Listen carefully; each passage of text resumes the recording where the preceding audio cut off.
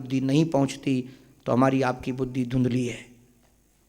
यही बुद्धि धुंधली है, चाहे कितने विषयों में पीएचडी कर लिया हो, और ये बुद्धि हमारी लोक वार्ता में ही तो लगी है, दूसरों की चर्चा, दूसरों की निंदा करने में लगी है, लोक वार्ता रता है उसमें, उसका रत आनंद लेती है बुद्धि।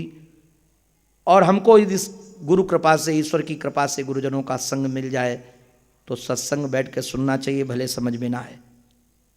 यही महाराज गाय को खिलाना है। गाय माने इंद्रिय है, कानों से कथा सुनो।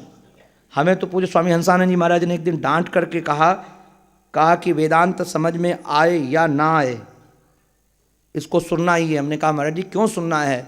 बोले ये सुनते सुनते ही समझ में आने लगेगा। और एक बात ज्ञान की विशेषता और बताएं, भागवत की यही विशेषता है, क्योंकि श्रवण मनन और निधिध्यासन चाहिए। तो आप यदि रोज रोज सुनते रहोगे तो ये सुनना ही आपका मनन बन जाएगा और निधिध्यासन बन जाएगा। बार बार सुनना ही श्रवण बनेगा और यही मनन बनेगा, यही निधिध्यासन बनेगा। तो जो मनन और निधिध्यासन से काम बनने वाला है वही श्रवण करा देगा। तो श्रवण ही बोध करा देता है। इसलिए कान से भले सुनते रहो, इंद्रियों से सुनते रहो। उसी से गोकर्ण जी महाराज प्रकट हो गए। अब जब महाराज ये धुंधकारी बड़ा दुष्ट हुआ, हिंसक हुआ, पिताजी को सताने लगा, एक दिन अपने बालक के सामने रो पड़े, क्व तिष्ठामि क्व गच्छामि क्व मे दुःखो विपोहेत, कौन हमारा दुख मिटाएगा। जब महाराज इस प्रकार से कहा गोकर्ण के सामने, तो बोधया मास जनकम वैराग्यम परिदर्शनम, अपने पिता के लिए बोध की बात कही, वैराग्य की, और कहा असारह खलु संसारो, खलु निश्चय न बाबू, ध्यान दीजिएगा।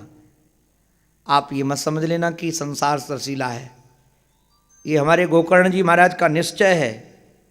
असार संसार है और दुख रूपी है और विमोहक है। ये किसका धन है, किसके बेटे हैं, किसका परिवार है, ये केवल स्नेहवान व्यक्ति ही जलते रहते हैं। संस्कृत में तेल को स्नेह कहते हैं, और संस्कृत में राग को भी, मोह को भी स्नेह बोल रहे हैं। दीपक में जब तक तेल है तभी तक तो जलेगा।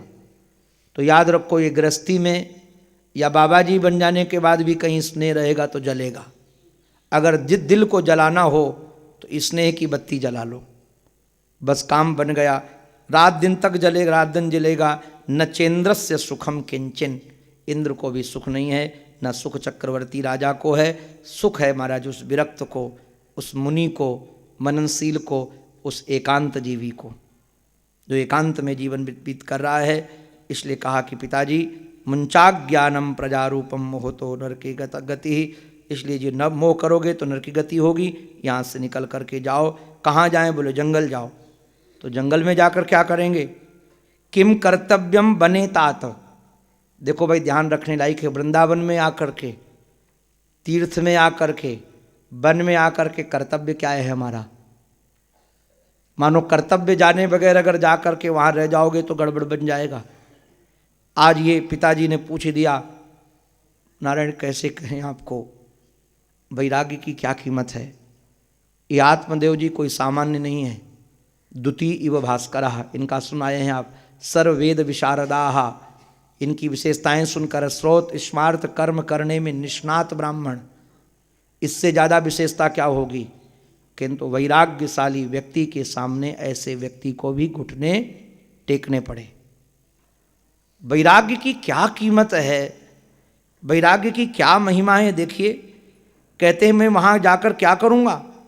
किम कर्तव्य बने तात, ए बेटा मेरा वन में जाकर क्या कर्तव्य है। तत्वम बद सविस्तरम, वहाँ जाने का चिंतन करने का तत्व क्या है उसका विस्तार से कहो।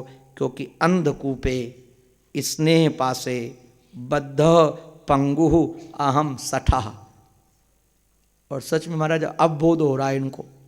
कहते हैं अंधे कुएं में, और अंधे कुएं में भी रस्सी से बंधे हैं। ये भगवान, कुआं में कोई गिर जाए और अंग खुले हों तो कम से कम निकलने का प्रयास भी कर सकता है। हाथ भी बंधे हों, पैर भी बंधे हों, गर्दन भी बंधी हो, तो व्यक्ति कैसे निकलेगा, बंधा हुआ व्यक्ति। तो कहा एक तो अंधा कुआं, उसमें भी ये रस्सियाँ स्नेह की, और उसमें भी लंगड़ा। ये भगवान पंगु हैं, लंगड़े हैं, और कर्मणा पतितो नूनम माम उद्धर दया निधे, कर्मों के द्वारा मैं पतित हो गया हूँ, हे दया निधि, हे करुणा निधि, मेरा उद्धार कीजिए। और गोकर्ण जी महाराज ने गीता सुना डाली। ये गीता बड़ी अनोखी है, गोकर्ण गीता है। साधकों के लिए सबसे बढ़िया काम यही है। क्या करना है वहाँ जाकर के जंगल में, वन में जाकर क्या करना है? बोले पहला कर्तव्य यह है कि शरीर से अहंता मिटाओ। देखो भाई, साधना के क्षेत्र में ये शरीर में अहंता रहेगी तो ममता नहीं मिटेगी।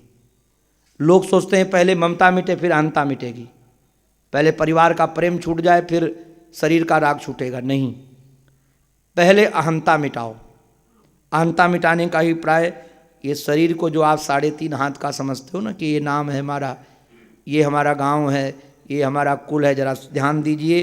देहेंसि मांस रुधिरे विमति त्यजत्वम, अभिमति जो हमारी हो गई है देह शरीर के साथ में, देह के उसको त्याग करो। सोचो ये शरीर में हड्डी मांस के अलावा क्या है।